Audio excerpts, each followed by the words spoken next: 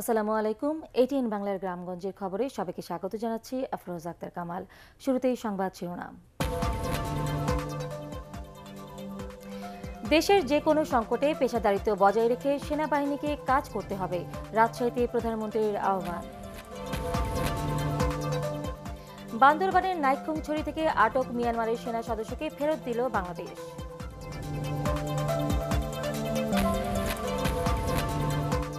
এবং একজন শিক্ষক দিয়ে চলছে শরণখোলা রাজাপুর ইয়াসিন মেমোরিয়াল সরকারি প্রাথমিক বিদ্যালয়। স্কুল পরিচালনা কমিটির বিরুদ্ধে উদাসীনতার অভিযোগ। দুঃখিত। নোয়াখালীতে আওয়ামী লীগের সাধারণ সম্পাদক, সড়ক পরিবহন ও সেতুমন্ত্রী ওবায়দুল কাদেরের রোগমুক্তি কামনায় বিশেষ দোয়া ও মিলাদ মাহফিল অনুষ্ঠিত হয়েছে। বিকেলে সদর উপজেলা পরিষদের আয়োজন করে দোয়া ও মিলাদ মাহফিলে সদর উপজেলা চেয়ারম্যান শিহাবুদ্দিন শাহিন, উপজেলা নির্বাহী অফিসার আরিফুল ইসলাম সর্দার ও কর্মকর্তা কর্মচারী সহ সর্বস্তরের মানুষ অংশ নেন। ওবায়দুল কাদেরের হৃদরোগে আক্রান্ত হয়ে বঙ্গবন্ধু শেখ মুজিব মেডিকেল বিশ্ববিদ্যালয় হাসপাতালে চিকিৎসাধীন রয়েছেন।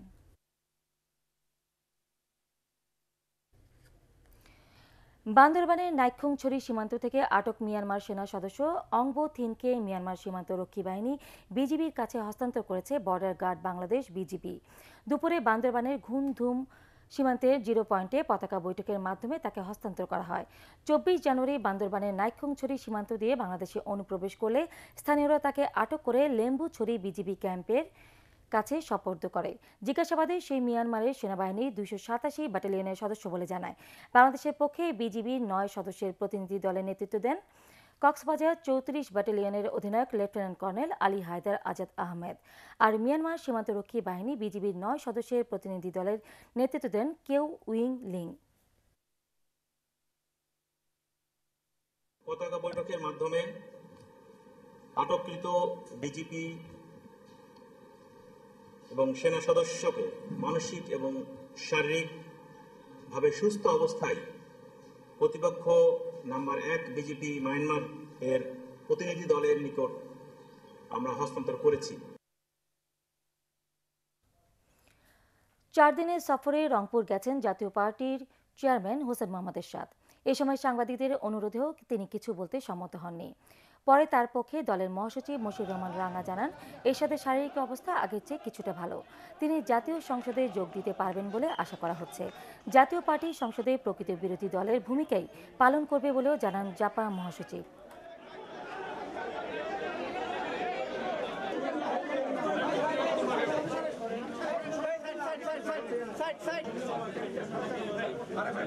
স্টেরয়েড এই টাইপের একটা ওষুধ দিয়েছে, তারপরের থেকেই ওনার শারীরিক একটু শক্তিটা কমে গিয়েছিল এবং লিভারেরও একটু সমস্যা হচ্ছিল। সিঙ্গাপুরে যাওয়ার পরে সেটা এখন অনেকখানি রিকভারি হয়ে গেছে। বিরোধী দলের প্রধান হিসাবে উনি পার্লামেন্টে ওনার দায়িত্ব পালন করার জন্য উনি গিয়েছিলেন 2 দিন। উনি আবারও পার্লামেন্টে যাবেন উনি বলেছেন এবং সংসদ শেষে যে বিরোধী দলের বক্তৃতা হয় সেটাও উনি হয়তো বক্তৃতায় অ্যাটেন্ড করবেন, পার্লামেন্টে থাকবেন।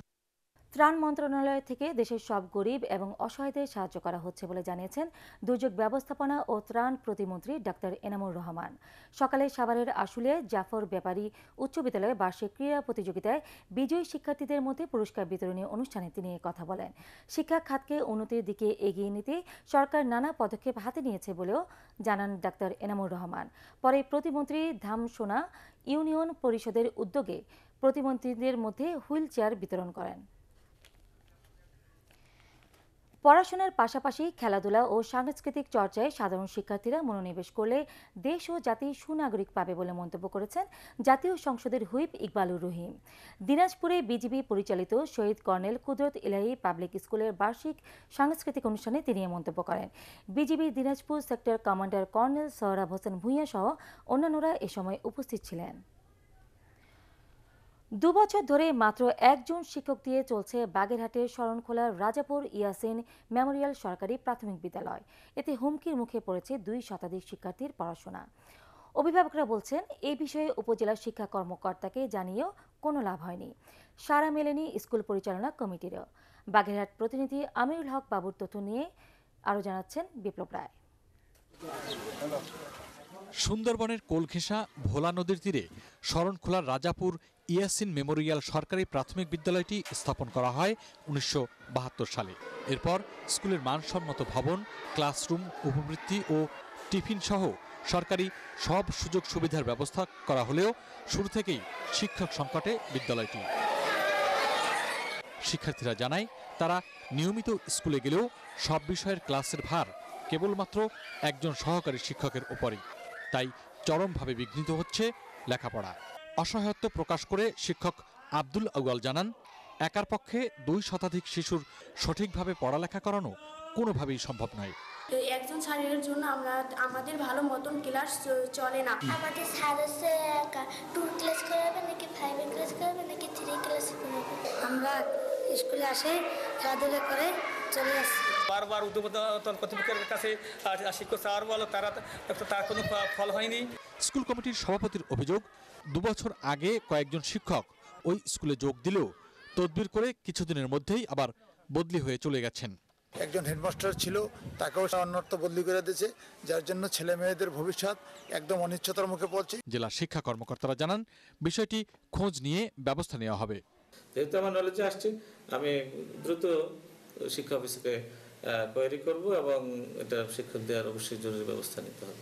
শরণখোলায় 114টি প্রাথমিক বিদ্যালয়ে 633 জন শিক্ষকের মধ্যে 152টি পদই শূন্য।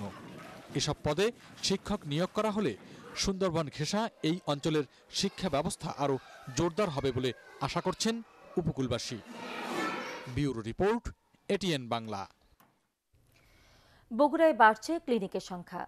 সরকারি হাসপাতালগুলো আধুনিকায়ন হলেও নানা সংকটে রোগীদের চাওয়া পূরণ করতে পারছে না। ফলে সে বেসরকারি ক্লিনিক ও ডায়াগনস্টিক সেন্টারের দিকে ঝুঁকছেন অনেকেই। এতে করে কম মূল্যে চিকিৎসা সেবা থেকে বঞ্চিত হচ্ছেন সাধারণ মানুষ। বগুড়া থেকে ইকবাল মোর্শেদ রিপনের রিপোর্ট, জানাচ্ছেন মামুনুর রশিদ। বগুড়া জেলায় ক্লিনিক ও ডায়াগনস্টিক ল্যাবের সংখ্যা প্রায় 600। এর মধ্যে অনুমোদন রয়েছে মাত্র 208টির, বাকিগুলো চলছে অনুমোদন ছাড়াই। বিপরীতে বগুড়া শহীদ জিয়াউর রহমান মেডিকেল কলেজ হাসপাতাল ও মোহাম্মদ আলী হাসপাতালে 750 রোগীর আবাসিক চিকিৎসার ব্যবস্থা রয়েছে। এছাড়াও রয়েছে উপজেলা স্বাস্থ্য কমপ্লেক্স। এসব হাসপাতালে সার্বক্ষণিক চিকিৎসক ও বিনামূল্যে ওষুধের ব্যবস্থা থাকলেও রোগীরা ঝুঁকছেন বেসরকারি ডায়াগনস্টিক সেন্টার ও ক্লিনিকের দিকে। সাধারণ মানুষের নানা অভিযোগ রয়েছে সরকারি হাসপাতালের চিকিৎসা সেবা নিয়ে। সরকারি হাসপাতালে সেভাবে ডাক্তার দেখতেই চায় না, ক্লিনিকে ভিজিট দিয়ে যেরকম দেখে রোগী ওখানে ফাড়ায় রাখে, যেমন ঠিক মতো চিকিৎসা পাওয়া যায় না, ওই জন্য তো সরকারি হাসপাতালে আমরা যাই না। সরকারি হাসপাতালে চাকরি করে তারা সেখানে বেশি সময় দেয় না, ক্লিনিকেই সময় দেয়। এই অবস্থায় অনেকেই ক্লিনিকমুখী হচ্ছেন। ক্লিনিক সমূহের চেয়ে সরকারি হাসপাতালের সেবার মান অনেক উন্নত এবং খরচ একেবারেই খুবই ন্যূনতম। শুধুমাত্র পরীক্ষা নিরীক্ষার জন্য প্রয়োজনীয় ন্যূনতম খরচের মাধ্যমেই আমরা সর্বোচ্চ মানের সেবা দেওয়ার চেষ্টা করছি। জেলা সিভিল সার্জন বলছেন, চিকিৎসকদের রোগী দেখার সুনির্দিষ্ট নীতিমালা থাকলেও অনেকে তা মানছেন না। একই চিকিৎসক রোগী দেখছেন একাধিক ক্লিনিকে। প্রত্যেকটা হাসপাতালের সামনেও দালাল থাকে, তারাই বলে যে এই স্যারকে আপনি এখানে কেন দেখাবেন, অথচ স্যার কিন্তু ভিতরে কাজ করতেছেন। হ্যাঁ, উনি হয়তো উঠিতে আছেন, ওনাকে পাওয়া যাবে না, এরকম তথ্যও তারা দিয়ে থাকেন। মানে মানুষকে বিভিন্নভাবে বিভ্রান্ত করেন। তো এই বিভ্রান্তে পড়লে তখন হয়তো কিছু মানুষ এরকম ক্লিনিকে যে থাকতে পারে। তবে যিনি সেবা দিচ্ছেন সেই মানুষটা যদি ঠিক থাকে, তাহলে আমি মনে করি যে সেবাটা অবশ্যই সেখানে ভালো হচ্ছে। স্বাস্থ্য খাতে সরকার ব্যাপক সাফল্য অর্জন করলেও কেবল সচেতনতার অভাবে সাধারণ মানুষ এর সুফল থেকে বঞ্চিত হচ্ছেন বলে মনে করেন বিশেষজ্ঞ চিকিৎসকরা। Bureau report, ATN Bangla. টাঙ্গাইলের বঙ্গবন্ধু সেনানিবাসে শুরু হয়েছে ইন্দো বাংলা যৌথ অনুশীলন সম্প্রীতি 8।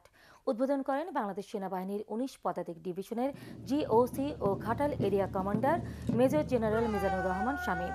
অনুষ্ঠানে অন্যান্যদের মধ্যে বক্তব্য রাখেন ভারতীয় সেনাবাহিনীর ব্রিগেডিয়ার গুরজাট সিংহ সান্ধু। 15 মার্চ পর্যন্ত চলবে এই যৌথ অনুশীলন। বাংলাদেশ ও ভারতের 30 জন অফিসার সহ 170 জনের একটি করে দল এতে অংশ নিচ্ছে। যৌথ অনুশীলন সম্প্রীতির মাধ্যমে দুদেশের সেনাবাহিনীর মধ্যে বিদ্যমান সুসম্পর্ক আরও বৃদ্ধি পাবে বলে মনে করেন এর আয়োজকরা।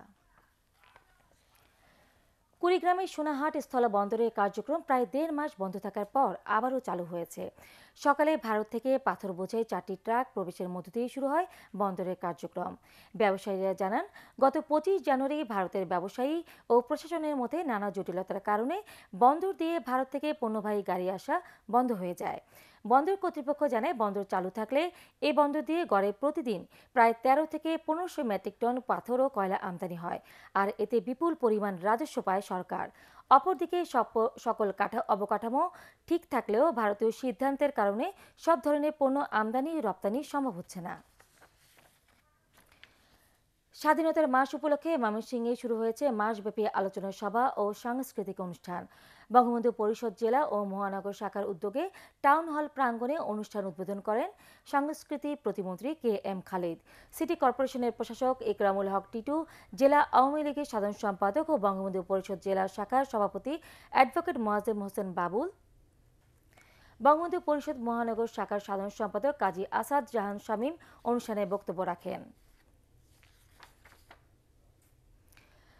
ময়মনসিংহ উত্তর জেলা বিএনপির আহ্বায়ক সাবেক সংসদ সদস্য খুররাম খান চৌধুরী প্রতিষ্ঠিত নান্দাইলের বিভিন্ন শিক্ষা প্রতিষ্ঠান পরিদর্শন করেছে শিক্ষা বোর্ডের চেয়ারম্যানের নেতৃত্বে একটি দল। এ সময় তারা শামসুন নেসা চৌধুরী উচ্চ বালিকা বিদ্যালয় ও খুররাম খান চৌধুরী উচ্চ বিদ্যালয় সহ কয়েকটি শিক্ষা প্রতিষ্ঠানের অবকাঠামো, শিক্ষার পরিবেশ ও লেখাপড়ার মান দেখে সন্তোষ প্রকাশ করেন। ময়মনসিংহ শিক্ষা বোর্ডের chairman professor doctor Gazi Hasan Kamal, বোর্ডের কন্ট্রোলার প্রফেসর শামসুল ইসলাম ও বিদ্যালয় পরিদর্শক প্রফেসর ডক্টর দিদারুল ইসলাম এ সময় উপস্থিত ছিলেন।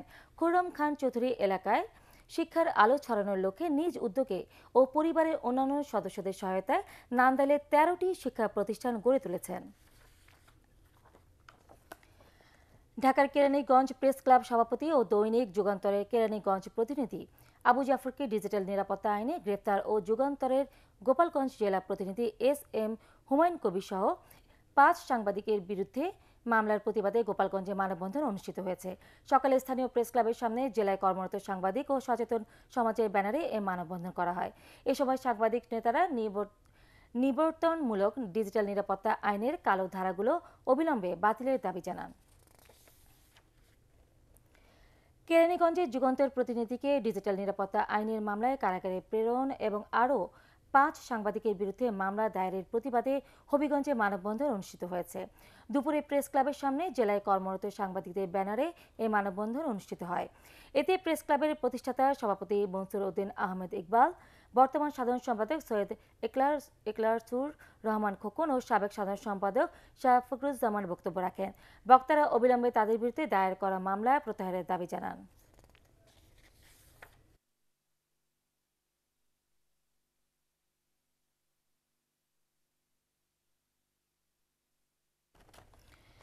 বিশ্ববরণের চিত্রশিল্পী SM সুলতানের ৯৪তম জন্মজয়ন্তী উপলক্ষে নড়াইলে শুরু হয়েছে ১০ দিনব্যাপী সুলতান মেলা।